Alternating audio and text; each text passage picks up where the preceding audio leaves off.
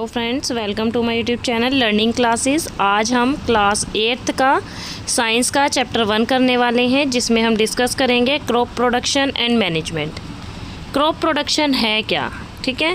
Crop production का मतलब क्या है और उसका हम मैनेजमेंट कैसे करते हैं, हम 1 बाय 1 समझते हैं। तो हम सबसे पहले शुरू करते हैं।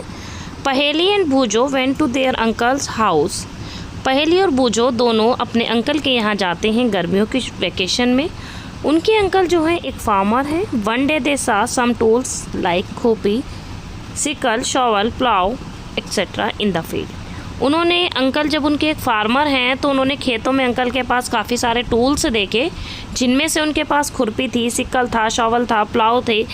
ये सारी चीज़ें उन्हें दिखाई दी। उसके बाद ये सारी चीज़ें देखकर पहेली और बूझो ने ये जानने की कोशिश की कि ये जो टूल्स हैं इनका यूज़ कहाँ किया जाता है।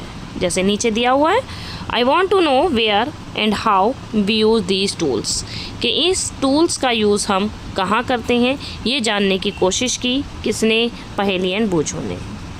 You have learned that all living organism requires food. जितने भी लिविंग ऑर्गेनिज्म होते हैं उन्हें फूड की रिक्वायरमेंट होती है। Plant can make their food themselves. जो प्लांट होते हैं वो अपना फूड खुद बनाते हैं। किस प्रोसेस से? फोटोसिंथेसिस प्रोसेस से। किस प्रोसेस से? फोटोसिंथेसिस प्रोसेस से। आपको पता होना चाहिए, जो ग्रीन प्लांट्स हैं वो अपना फूड अपने आप बनाते हैं, जिसे हम फोटोसिंथेसिस प्रोसेस बोलते हैं। Animal include human can not make their own food, so where do we animal get their food? From plants. Animal भी अपना फूड कहाँ से गेट करते हैं? प्लांट्स से गेट करते हैं। आगे चलते हैं। But first of all, why do we have to eat food? सबसे पहले ये क्वेश्चन बनता है कि हमें सबसे पहले जानना ज़रूरी है, why do we have to eat food? हमें फ़ूड खाने की क्यों ज़रूरत है? हमें फ़ूड की क्यों ज़रूरत है? हमें फ़ूड की इसलिए ज़रूरत है क्योंकि हमें एनर्जी हमारी बॉडी के लिए नेसेसरी है। जितने भी ऑर्गेनिजम्स होते हैं उन सबको एनर्जी की नीड होती है। और दूसरी, हमारे जो वेरियस बॉडी पार्ट्स हैं अलग अलग फंक्शन करते हैं, जैसे डाइजेशन, रेस्पिरेशन, एक्सक्रेशन। इन सभी चीज़ों को करने के लिए हमें फूड की ज़रूरत होती है। We get our food from plants and animals. अगला क्वेश्चन यहाँ से ये भी बन रहा है कि हम फूड कहाँ से गेट करते हैं। तो हम एनिमल्स, प्रीवियस क्लास में भी हमने पढ़ा था कि हम एनिमल से कौन कौन से फूड गेट करते हैं और प्लांट से कौन कौन से फूड गेट करते हैं। जैसे एनिमल्स की बात करें तो मीट रहा, एग रहा, ये हम एनिमल से लेते हैं। प्लांट से क्या क्या लेते हैं वो भी हमने डिस्कस कर लिया था। उसके बाद, in order to provide food for a large population, regular production, proper management and distribution is necessary. क्या कह रहा है आगे? आगे कह रहा है कि हमें एक अच्छी तरीके से फूड को इतने लार्ज स्केल पर, इतनी लार्ज पॉपुलेशन में फूड देने के लिए हमें किस चीज़ों का ध्यान रखना चाहिए? तो हमें पहली चीज़ रेगुलर प्रोडक्शन पर ध्यान देना चाहिए। प्रॉपर मैनेजमेंट, ये नहीं कि हमने प्रोडक्शन तो कर दिया, क्रॉप फसल उगा दी, फसल उगाने के बाद हमने उसे ओपनली छोड़ दिया।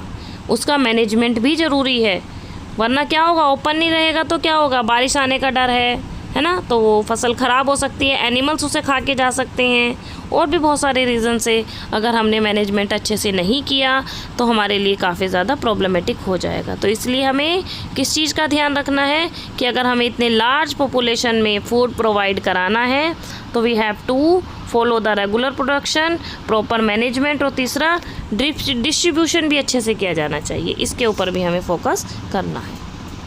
आगे चलते हैं। Agricultural practices. क्या पहले एग्रीकल्चरल प्रैक्टिसेस ही हाँ थी तो, लेकिन लोगों को इतनी टेक्निक्स नहीं पता थी, क्योंकि 10,000 BC यानी till 10,000 BC people were nomadic. लोग कौन होते थे? नोमैडिक होते थे, यानी घुमक्कड़ होते थे। नोमैडिक का मतलब होता है वो लोग, they were wandering groups one place to another place, जो एक प्लेस से दूसरी जगहों पर जाते थे। किसकी तलाश में? फूड एंड शेल्टर की तलाश में। आपको पता होना चाहिए नोमैडिक किसे कहते हैं। तो नोमैडिक उन लोगों को कहते हैं जो फूड और शेल्टर की तलाश में एक स्थान से दूसरे स्थान पर जाते हैं। पहले लोग रॉ मटेरियल खा लेते थे, कच्चा फूड खा लेते थे, फ्लैश खा लेते थे, मांस, फ्लैश बोलते हैं कच्चे मांस को। हंटिंग एनिमल्स फॉर फूड, लेकिन धीरे धीरे लोगों ने कल्टीवेशन सीख लिया। राइस एंड वीट, सबसे पहले राइस एंड वीट उगाना सीख लिया। फूड क्रॉप में उनके सबसे पहले राइस और वीट आया और धीरे धीरे किसका बोर्न हो गया, किसका जन्म हो गया, एग्रीकल्चर का बोर्न हो गया। किसका बोर्न हो गया, एग्रीकल्चर बोर्न हो गई। उसके बाद एग्रीकल्चर बोर्न कैसे हुई, नोमैडिक पीरियड के बाद एग्रीकल्चर बोर्न हुई। When plants of the same kind, सबसे पहले हम बात करते हैं क्रॉप किसे कहते हैं। क्रॉप का मतलब होता है जब हम पेड़ पौधों को सेम टाइप्स के एक लार्ज स्केल पर और एक ही प्लेस पर ग्रो करते हैं तो उसे हम क्या कहते हैं, क्रॉप। क्या बातें याद रखनी है, पहली, जब हम प्लांट्स को, और प्लांट्स कैसे हों, सेम काइंड के हों, उनको हम कल्टीवेटेड करते हैं एक ही प्लेस पर एक लार्ज स्केल में, तो उसे हम क्रॉप कहते हैं। ठीक है, crop of wheat means that all the plants grown in a field are that of wheat. Clear हो गया। You already know how that crops are of different types like cereals, vegetables, fruit. These can be classified on the basis of the season in which they grow. ठीक है, जो हमारी crops है उसको हमने fruits, vegetable, carols के define किया है, क्लासीफाई किया है और हमें सीज़न के अकॉर्डिंग इसे हम ग्रो करते हैं। इंडिया एक बहुत वास्ट कंट्री है। यहाँ की climate condition like temperature, climate condition में क्या क्या आएगा, temperature, humidity and rainfall very करता है एक रीजन से दूसरे रीजन में। वैरी का मतलब होता है अलग अलग, तो कैसे वैरी करता है, अलग अलग रीजन में अलग अलग। जैसे बिहार का टेम्परेचर, यूपी का टेम्परेचर, राजस्थान का टेम्परेचर, वहाँ की ह्यूमिडिटी, रेनफॉल थोड़ी थोड़ी डिफ़र है, तो वहाँ की सॉइल, ये सारी वैरी होने के कारण यहाँ की जो फसलें हैं अलग अलग, यानी क्रॉप प्रोडक्शन अलग अलग किया जाता है। क्लियर हुआ। There is a rich vary crops grown in different parts of the country despite the diversity two broad cropping patterns can be identified. हम सबसे पहले दो पैटर्न की बात करेंगे, पहला खरीफ, दूसरा रबी क्रॉप्स। खरीफ क्रॉप्स किसे कहते हैं बेटा, खरीफ क्रॉप्स में हम वो क्रॉप्स काउंट करते हैं, सॉन यानी उगाते हैं, वो क्रॉप्स हम उगाते हैं, पहली बात रेनी सीज़न में उगाई जाती है, खरीफ यानी रेनी सीज़न में उगाई जाती है और जनरली इंडिया में जून से सितंबर तक, जिनमें से पैडी, सोयाबीन्स, ग्राउंडनट, कॉटन, ये सारी की सारी जो फसलें होती हैं कौन सी होती हैं, खरीफ। कब उगाई जाती है, कब ग्रोन, कब सॉन की जाती है, रेनी सीज़न में, June to September. Rainy season June to September. ठीक है, और आपको यहाँ क्रॉप्स के नाम भी याद रखने हैं। दूसरा पैटर्न क्या है, रबी क्रॉप्स। रबी क्रॉप्स को कब, कौन से सीज़न में, वो समर में था, ये तो ये किस में होगा, विंटर में, और विंटर कब पड़ता है, अक्टूबर से मार्च तक।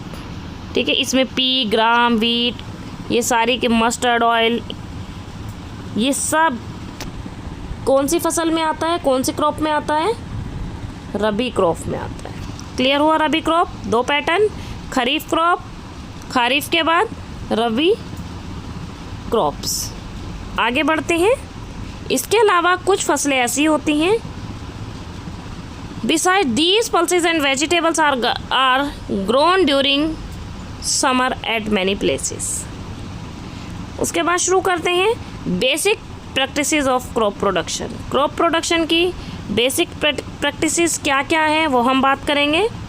जैसे पैडी के लिए, धान की फसल के लिए बहुत ज़्यादा पानी की ज़रूरत होती है और ये only grown in rainy season, तो आपको पता होनी चाहिए paddy requires lots of water, it is grown only in the rainy season. Okay.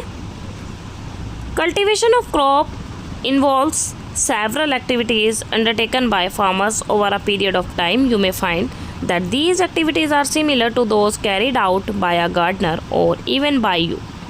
When you grow ornamental plants in your house, these activities or tasks are referred in is to as agricultural practices. अब agricultural practices में क्या क्या चीज़ें आती हैं। हम कोई भी क्रॉप प्रोडक्शन करने से पहले क्या क्या करते हैं, तो कुछ स्टेप्स हैं, हम उनको फॉलो करते हैं। सबसे पहले क्रॉप प्रोडक्शन के लिए क्या एग्रीकल्चरल प्रैक्टिसेस चाहिए हमें, सॉइल को प्रिपेयर करना, फिर सोइंग करना, ठीक है, बोना, फिर उसके अंदर मैन्योर और फर्टिलाइज़र डालना कि मान लो अगर मिट्टी में कोई कमी है न्यूट्रिशन की, तो हम मैन्योर और फर्टिलाइज़र डालकर सॉइल को न्यूट्रिशन दे सकते हैं। उसके बाद इरिगेशन करते हैं, फिर वीड्स वगैरह हटाते हैं। वीड्स ना लग जाए, वीड्स का मतलब होता है जो अननेसेसरी कुछ वीड्स आ जाती हैं, कुछ खरपतवार जम जाती है, उसे हम बोलते हैं वीड्स, उसको हटाते हैं हम। उसके बाद हम हार्वेस्टिंग करते हैं, यानी कटाई करते हैं। हार्वेस्टिंग करने के बाद हम स्टोरेज करते हैं। तो आपको पता होना चाहिए, सबसे पहले सॉइल, फिर sowing, addition, manure and fertiliser, फिर इरिगेशन करते हैं। फिर इरिगेशन के बाद क्या करेंगे, वीड्स वगैरह से फसल अब उगनी शुरू हो जाएगी ना, एग्रीकल्चर क्रॉप उगनी शुरू हो जाएगी, तो उसे वीड्स वगैरह से उसकी प्रोटेक्शन करेंगे, फिर हार्वेस्टिंग करेंगे, फिर स्टोरेज करेंगे। तो हम 1 बाय 1 एग्रीकल्चरल प्रैक्टिस के बारे में डिस्कस करते हैं। तो सबसे पहली प्रैक्टिस क्या करेंगे, प्रिपरेशन ऑफ सॉइल। अब हम सॉइल की प्रिपरेशन कैसे करते हैं भाई, तो सबसे पहले हम बात करते हैं the preparation of soil is the first step. पहला स्टेप है क्रॉप को ग्रोइंग का, और ये बहुत ही इम्पोर्टेंट टास्क है एग्रीकल्चर में। सबसे पहले हम मिट्टी को क्या करते हैं, सॉइल को क्या करते हैं, थोड़ा लूज़ करते हैं, ठीक है, और लूज़ करने के साथ साथ पूरी कोशिश ये की जाती है कि सॉइल इस तरीके से हो जाए कि हम अगर बीज वगैरह डालें तो डालने के बाद सॉइल लूज़ हो जाए और रूट वगैरह अच्छे से अंदर चली जाए, और ब्रीदिंग वगैरह के लिए, पेड़ पौधों के लिए वो ज़्यादा यूज़फुल रहे। अगर जो लूजन सॉइल है वो हेल्प करती है पेड़ पौधों की, ठीक है, ग्रोथ करने में, प्लस में लूजन सॉइल के लिए हम अर्थवॉर्म वगैरह और माइक्रोब्स वगैरह भी मिट्टी के अंदर होते हैं, तो हमें पता होना चाहिए कि अर्थवॉर्म, माइक्रोब्स वगैरह हमारी हेल्प करते हैं। The loosen soil help in the growth of earthworms and microbes present in the soil. These organisms are the friend of farmer. Question आता भी है कि किसानों के मित्र किसे कहा जाता है, तो जो अर्थवॉर्म्स वगैरह हैं इन्हें हम किसानों के फ्रेंड्स बोलते हैं। You have learned in the previous classes that soil contains minerals, water, air and some living organisms. In addition, dead plants and animals get decomposed by soil organism. In this way, various nutrition in the dead organism are released back into the soil. These nutrients are again absorbed by plants. Since only a few centimeters of the top layer of soil supports plant growth, turning and losing of soil bring the nutrition rich soil to the top so that plants can be used these nutrition. कहा कि सिर्फ कुछ ही centimetre तक वो उसको एक support देता है, फिर उसके नीचे जो टर्निंग और लूजिंग पॉइंट होता है सॉइल का, वहाँ से जो क्रॉप है वो क्या लेती है, एक एनर्जी लेती है, यानी न्यूट्रिशन लेती है, जिससे क्रॉप अच्छी हो सके। Losing of soil is very important for cultivation of crop. The process of losing and turning of the soil is called tilling or plowing. Clear हुआ टिलिंग किसे कहते हैं, मिट्टी को पोली बनाना यानी लूजिंग करना ही टिलिंग कहलाता है. This is done by use a plough. Ploughs are made of wood और iron. If the soil is very dry it may need watching before ploughing. The ploughed field may have big clumps of soil called crumbs. It is necessary to break these crumbs. यानी कई बार मिट्टी में मोटे मोटे crumbs होते हैं, पत्थर होते हैं, और जो मिट्टी है वो जम जाती है मोटे मोटे टुकड़ों में, एक जगह क्रम्स बन जाते हैं. तो हमारे लिए नेसेसरी है कि हम हलों के माध्यम से उसे क्रम्स को ब्रेक डाउन करें, उसकी लेवलिंग करें फील्ड की, क्योंकि लेवलिंग हमारे लिए बहुत ज़्यादा अच्छी है. इरिगेशन के लिए भी, सिंचाई के लिए लेवलिंग बहुत ज़्यादा अच्छी है. और लेवलर, हम इसको लेवल करने के लिए एक टूल है लेवलर, उसका यूज़ कर सकते हैं. Sometimes manure is added to the soil before tilling. This help in proper mixing of manure with soil. The soil is moistened before sowing. कई बार क्या होता है कि टिलिंग करने, टिलिंग क्लियर हो गया क्या है बेटा? टिलिंग का मतलब अभी मैंने आपको बताया कि टिलिंग क्या होता है। टिलिंग का मतलब होता है हमारी जो सॉइल है उसे लूजिंग, यानी उसे पोली बनाना, ठीक है, थोड़ी रफली उसे थोड़ा पोली बना देना, उसे हिला देना ही टिलिंग कहलाता है। उसके बाद नीचे बोल रहा है कई बार टिलिंग करने से पहले ही मिट्टी में क्या दे दी जाती है?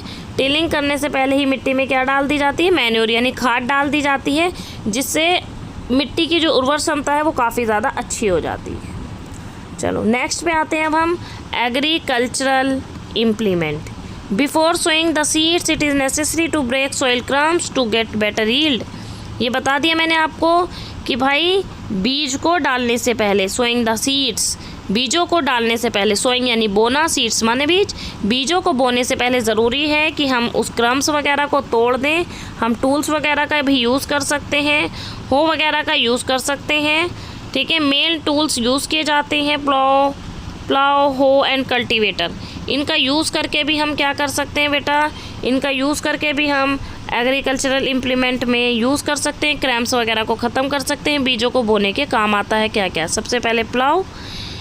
जो प्लाव है इसका यूज़ किया जाता है एंशियंट टाइम से, किस लिए? टिलिंग द सॉइल, सॉइल को टिलिंग करने में, फर्टिलाइज़र मैन्योर को मिलाने में।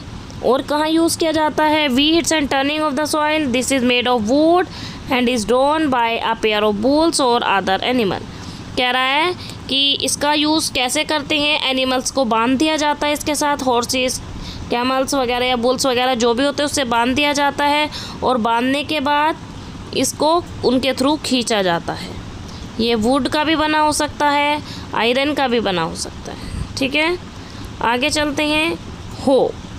It is a simple tool that is use for removing weeds. पता होना चाहिए हो का यूज़ कहाँ किया था? हो का यूज़ वीड्स को रिमूव करने में, ख़त्म करने में किया जाता है। इसके अलावा मिट्टी को पोली बनाने में भी किया जाता है। It has a long rod of wood और iron, a strong broad and bent. The place of iron is fixed to one end its end. क्या बोला कि हो का यूज़ और कहाँ किया जाता है? मिट्टी को पोली बनाने के साथ साथ यील्ड को प्लेन करने में इसका यूज़ किया जाता है। और ये काफ़ी जो वीड्स वगैरह हैं उसको ख़त्म, जो खेतों में वीड्स वगैरह होता है यानी खरपतवार होता है, उसको ख़त्म करने में भी इसका यूज़ किया जाता है। आपको ये दिखाया गया है हो कैसा होता है, ये ध्यान से देखो, ये क्लियर? ग्रिप है, हैंडल है, बेंड प्लेट है, रोड है, इसका यूज़ किया जाता है वीड्स को हटाने में। आगे चलते हैं, cultivator. Nowadays ploughing is done by tractor driven cultivator. The use of cultivator saves labour and time. Cultivator से हम कटाई करते हैं क्रॉप्स की। इसका बहुत ज़्यादा इम्पोर्टेंट रोल है। इसका इम्पोर्टेंट रोल यही है कि हमारे जो लेबर है उसकी और टाइम की सेव करता है, ठीक है।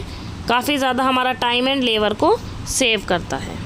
चलो अब हम बात करते हैं नेक्स्ट इम्प्लीमेंटेशन यानी नेक्स्ट स्टेप, सोइंग, ठीक है। सोइंग यानी बीज डालना। Sowing is an important part of crop production. Before sowing good quality and clean healthy seeds of a good variety are selected. Farmer prefer to use seeds which give high yields. क्या बोला कि बीज डालने से पहले हमें ये देख लेना चाहिए कि बीज डालने से पहले हमें ये देखना चाहिए कि जो बीज हैं उनकी गुणवत्ता कैसी हो, बहुत ज़्यादा अच्छी हो। जो बीजों की गुणवत्ता है वो कैसी होनी चाहिए? बीजों की गुणवत्ता बहुत ज़्यादा अच्छी होनी चाहिए। सिलेक्टेड बीज लेने चाहिए। फार्मर्स को कोशिश की जानी चाहिए जिससे हाई यील्ड्स हों, हेल्दी सीड्स हों, गुड वैरायटी के क्लीन सीड्स हमें लेने चाहिए जिससे हमारा प्रोडक्शन यानी एग्रीकल्चर अच्छी हो। क्लियर? आगे चलते हैं, सिलेक्शन ऑफ सीड्स। अब सीड्स का सिलेक्शन कैसे करते हैं?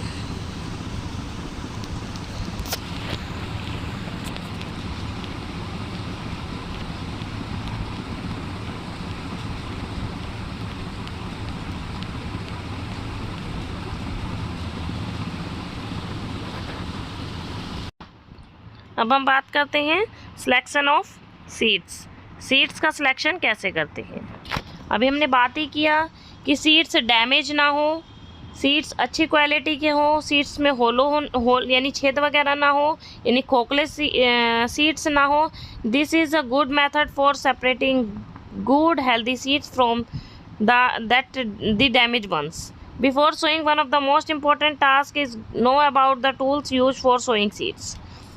सीड्स सेलेक्ट करने के बाद हमें ये जानना भी ज़रूरी है कि कौन सी क्वालिटी के जो सीड्स हैं वो अच्छे होते हैं, ठीक है. और इसके अलावा ये जानना ज़रूरी है कि सीड्स को उगाने के लिए कौन कौन से टूल्स इम्पोर्टेंट हैं. सबसे पहला है ट्रेडिशनल टूल्स. ट्रेडिशनल टूल्स यानी फ़नल वगैरह का हम यूज़ कर सकते हैं, जिससे धीरे धीरे एक पाइप से सीड्स निकलते रहते हैं और प्लेस पर गिरते रहते हैं. ये फ़नल टूल है. इस फ़नल टूल के थ्रू हम क्या कर सकते हैं, बीजों को डाल सकते हैं.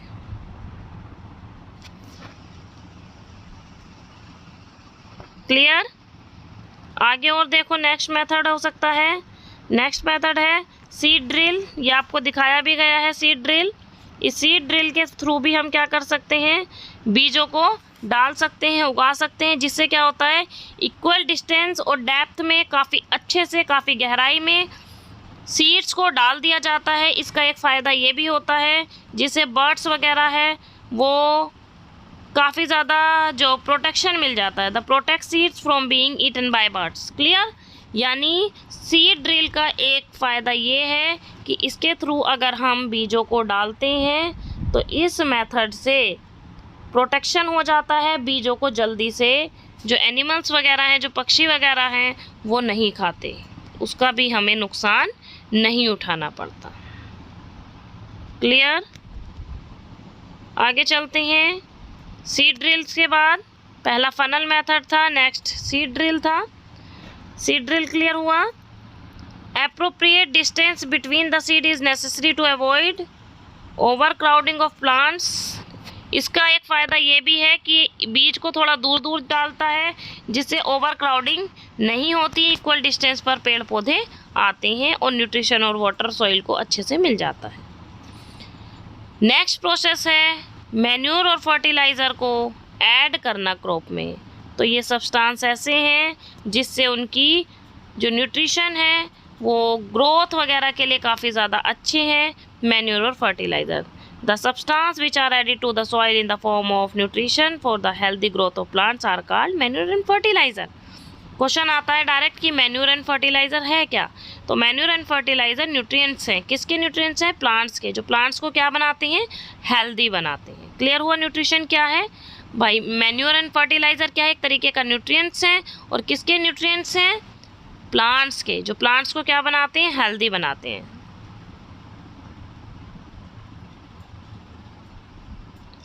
क्या कह रहा है, I saw healthy crop growing in a farm, in the neighbouring farm the plants were weak. कह रहा है कि मैंने एक जगह अपने पड़ोस में काफ़ी अच्छे प्लांट देखे फार्म में, इसके अलावा एक ऐसा था पड़ोस में जहाँ उसका जो प्लांट्स वगैरह थे काफ़ी ज़्यादा वीक थे. क्या रीज़न था, तो यही रीज़न था कि उन्हें अच्छे से न्यूट्रिशन नहीं मिले. तो पेड़ पौधों का न्यूट्रिशन, जैसे हमारा न्यूट्रिशन क्या है, हम प्रोटीन, विटामिन, कार्बोहाइड्रेट्स वगैरह खाते हैं, इसी तरीके से पेड़ पौधों को न्यूट्रिएंट्स देने के लिए हमें क्या चाहिए, मैन्योर और फर्टिलाइज़र. ठीक है.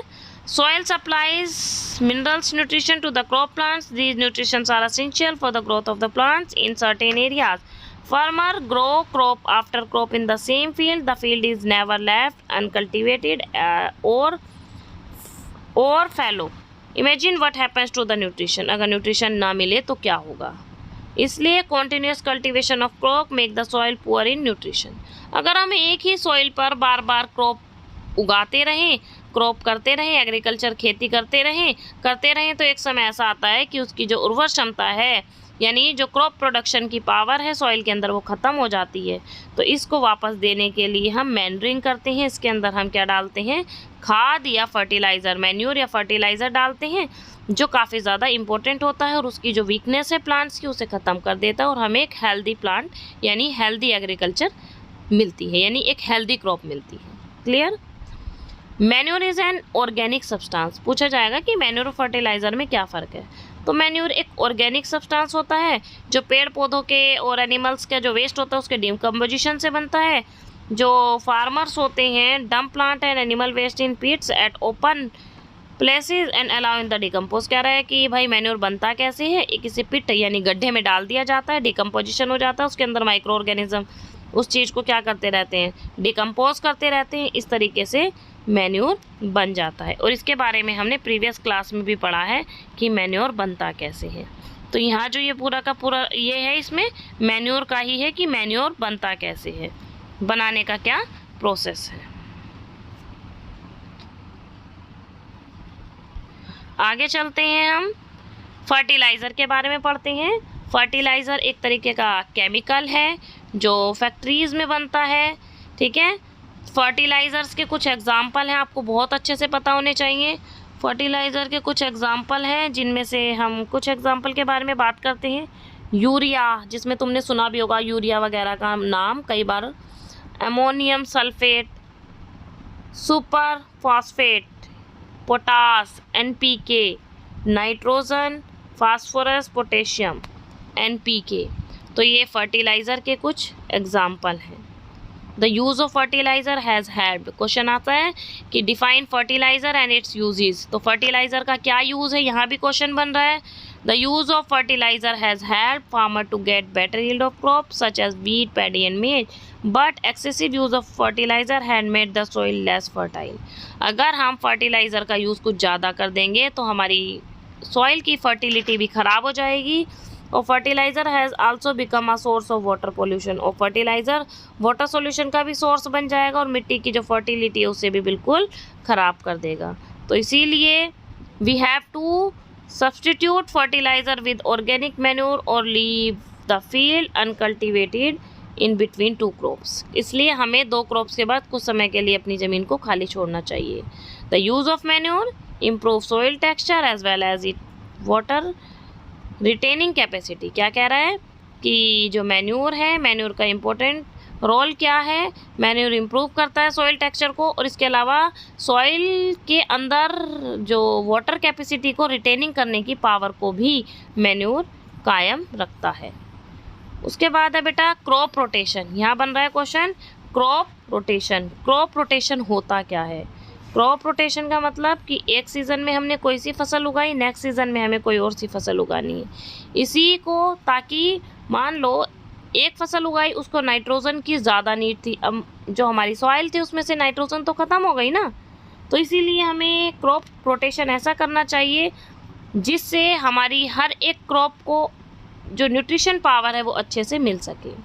हमने प्रीवियस क्लास में पढ़ा था राइबोजियम बैक्टीरिया के बारे में, और जो राइबोजियम बैक्टीरिया है ये प्रेजेंट होता है nodules of the root of leguminous plants. They fix atmospheric nitrogen, they fix atmospheric nitrogen. आगे चलते हैं हम, फर्टिलाइज़र और मैन्योर में क्या डिफरेंस है अभी हमने बहुत अच्छे से पढ़ ही लिया है। फर्टिलाइज़र फैक्ट्री में बनता है, मैन्योर डिकम्पोज करके बनाया जाता है वेस्ट मटेरियल से। ये जो मैन्योर है ऑर्गेनिक होता है, फर्टिलाइज़र इनऑर्गेनिक होता है, ये भी हमने पढ़ लिया। इसके अलावा जो फर्टिलाइज़र है वो प्रोवाइड नहीं कराता है ह्यूमस वगैरह, लेकिन मैन्योर काफ़ी ज़्यादा ह्यूमस देता है, ठीक है। ह्यूमस का मतलब होता है यानी न्यूट्रिशन अच्छी पावर में देता है वो। उसके अलावा मैन्योर के क्या क्या एडवांटेज है, तो आपको मैन्योर के भी एडवांटेज पता होना चाहिए। सबसे पहला ये रिटेनिंग पावर को बढ़ा देता है मैन्योर। इसके अलावा प्रोडक्शन में भी अच्छा है, नंबर माइक्रोब्स को फ्रेंडली करता है, सॉइल टेक्सचर में इसका काफ़ी ज़्यादा इम्पोर्टेंट रोल है। अगला है बेटा इरिगेशन। इरिगेशन का मतलब होता है सिंचाई। इरिगेशन का मतलब क्या होता है? सिंचाई। तो इरिगेशन हम कैसे कर सकते हैं, इरिगेशन के क्या क्या मेथड हैं, हम वो डिस्कस करेंगे कि किन किन मेथड से इरिगेशन हो सकती है। तो all living beings needs water to live. जिंदा रहने के लिए जितने भी लिविंग ऑर्गेनिज्म है, लिविंग बीइंग्स है, सबको इम्पोर्टेंट रोल है वाटर का। इसी तरीके से पेड़ पौधों को भी अपने डेवलपमेंट के लिए काफ़ी ज़्यादा इम्पोर्टेंट है, जिसमें वाटर को ऑब्जर्व कर लेती है रूट, और प्लांट्स के सभी पार्ट्स तक वाटर सप्लाई हो जाता है।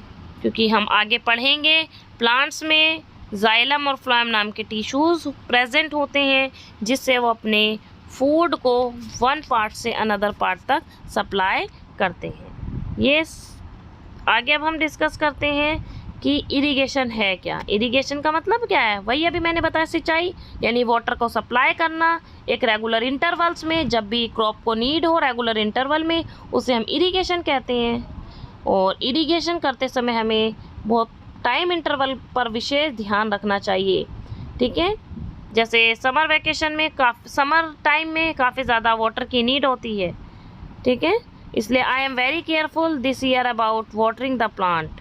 Summer my plants dried up and died. गर्मियों में मेरे पेड़ पौधे मर सकते हैं। इरिगेशन के क्या क्या सोर्सेज हैं, आपने देखा ही होगा अपने आसपास, अगर आप कभी गांव गए होंगे तो सिंचाई करते हुए आपने लोगों को देखा होगा। तो वेल से, ट्यूबवेल से, पॉन्ड से, लेक से, रिवर से, डैम्स, कैनल्स, ये सारे सोर्सेज हैं। किस चीज़ के सोर्सेज हैं? Sources of irrigation. ये है इरिगेशन के सोर्सेज। तो ये सारे सोर्सेज आपको पता होने चाहिए, किस किस सोर्सेज से हम किस तरीके से इरिगेशन करते हैं। वन बाय वन एक एक इरिगेशन का एग्जाम्पल पढ़ना है और उसे समझना है, ठीक है। उसके बाद है इरिगेशन, तो हमने पढ़ लिया, किस किस के थ्रू करते हैं भी पढ़ लिया। अब हम ट्रेडिशनल मेथड की बात करते हैं कि ट्रेडिशनल मेथड क्या है, पुराने समय से कौन सा मेथड चला आ रहा है ट्रेडिशनल वे में। जैसे हम पुली सिस्टम के थ्रू, मड के थ्रू और चेन पंप के थ्रू पानी निकालते थे और फिर हम क्या करते थे, सिंचाई करते थे। इसके अलावा हम डेकली सिस्टम से, रहट सिस्टम जिसे हम लेवल सिस्टम बोलते हैं, ये सारे के। और इसके अलावा pump are commonly use for lifting water. Pump का यूज़ भी किया जाता है। Diesel, biogas, electricity, solar energy use to run these pumps. और इन पंप्स को ऐसे चलाया जाता था डीजल वगैरह से, और वो पंप पानी खींचकर ऊपर लाता था और किसकी, खेतों की सिंचाई हुआ करती थी। ये थे ट्रेडिशनल मेथड। ये है मॉडर्न मेथड। मॉडर्न मेथड में हम पहला पढ़ेंगे स्प्रिंकलर सिस्टम, ठीक है। स्प्रिंकलर सिस्टम का यूज़ किया जाता है, यानी स्प्रिंकलर सिस्टम में क्या कर दिया जाता है, एक पाइप जोड़ दिया जाता है और वो धीरे धीरे एक रेगुलर इंटरवल्स में पाइप के थ्रू छिड़काव करते हैं और क्रॉप्स को क्या देते हैं, वाटरिंग देते हैं। ड्रिप सिस्टम से सॉइल ड्रिप सिस्टम बहुत इंपॉर्टेंट है। ये in this system the water falls drop by drop directly near the roots. सीधा ड्रॉप बाय ड्रॉप जाता है। इसे ड्रॉप सिस्टम के नाम से इसलिए जाना जाता है क्योंकि ये टेक्निक काफ़ी ज़्यादा अच्छी है फ्रूट्स प्रोडक्शन के लिए, गार्डनिंग वगैरह के लिए, और इसमें पानी ज़्यादा ख़राब नहीं होता है और डायरेक्ट वहीं जहाँ नीड होती है पानी की, इससे पानी सीधा वहीं पहुँचता है। उसके बाद अगला है प्रोटेक्शन फ्रॉम वीड्स से हम कैसे प्रोडक्शन करते हैं, मैंने आपको बताया। वीड्स का मतलब ही क्या है, वीड्स का मतलब क्या होता है बेटा, सबसे पहले ये पता होना चाहिए। फील्ड्स में हमारी बहुत सारी अनडिज़ायरेबल प्लांट्स में grow naturally along with the crop के साथ, जो हमें जिनकी डिज़ायर नहीं होती, ऐसे अनडिज़ायरेबल प्लांट्स आ जाते हैं, इसे ही हम कहते हैं वीड्स।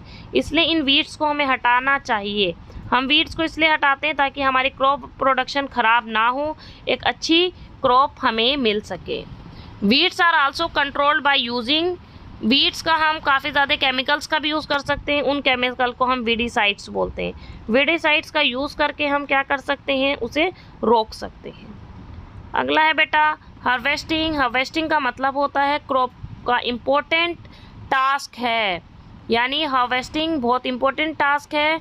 हार्वेस्टिंग में हम क्या करते हैं बेटा, कटिंग ऑफ क्रॉप। हार्वेस्टिंग का मतलब होता है कटिंग ऑफ क्रॉप को काटना। हार्वेस्टिंग का मतलब क्या होता है, कटाई करना, ठीक है, क्रॉप की कटाई करना।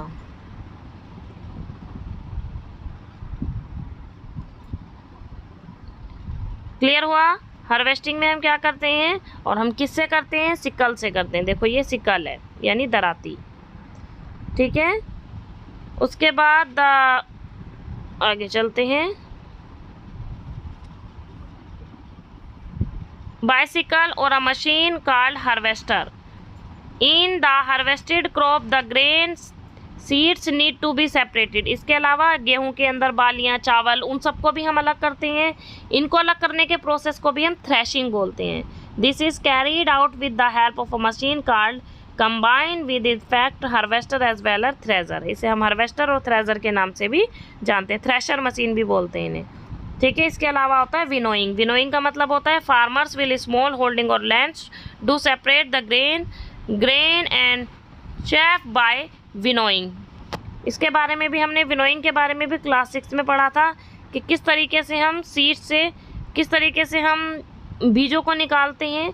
उसके बाद लास्ट प्रोसेस है स्टोरेज। स्टोरेज का मतलब है कि animals, microbes, nature, moisture, insects, rats वगैरह, हमारी बैक्टीरिया वगैरह ना लगे, चूहे वगैरह उसे ना खा ले, फंगल वगैरह ना लग जाएं, इनके बचाव के लिए सबसे इम्पोर्टेंट है हमें स्टोरेज कैसे करना चाहिए, स्टोरेज करते समय हमें किस किस बात का ध्यान रखना चाहिए। ठीक है, तो स्टोरेज करते समय हमें किन किन चीज़ों का ध्यान रखना चाहिए। Storage grain is done on silos and granaries to protect them the pest, rats and insects. इसके अलावा हमें ड्राइड नीम लीव्स का यूज़ कर सकते हैं ग्रेन को स्टोरेज करते समय, ताकि हमारा जो फूड है वो ख़राब ना हो, हमारी जो फसल है वो ख़राब ना हो। गोडाउंस वगैरह में केमिकल्स का हम यूज़ कर सकते हैं। Many people living in the coastal areas consume fish as a major part of their diet, यानी बहुत से लोग कोस्टल एरिया में रहते हैं जिनके लिए फ़िश उनकी एक इम्पोर्टेंट डाइट होती है। प्रीवियस क्लास में हमने डिस्कस किया है कि वो उसका भी सिलेक्शन कैसे करते हैं, किस तरीके से वो उसको कंज्यूम करके रखते हैं। इसके अलावा एक और है एनिमल हस्बेंड्री। एनिमल हस्बेंड्री का मतलब है लार्ज स्केल पर एनिमल को पालना। अब हम एनिमल को पाल रहे हैं, एनिमल को हम क्यों पाल रहे हैं? हम अपने फूड के लिए पाल रहे हैं। ठीक है, हम अपने फूड के लिए पाल रहे हैं, उससे हमें मिल्क मिल रहा है।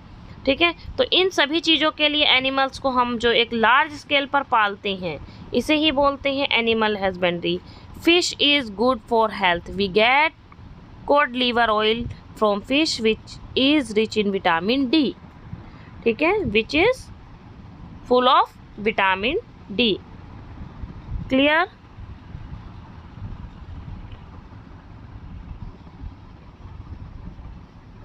ये था हमारा crop production and management. Crop production कैसे करना चाहिए और उसका मैनेजमेंट कैसे होता है। ये हमारा 8th क्लास का चैप्टर 1 था, इसको आपको अच्छे से समझना है। तब तक के लिए goodbye and take care.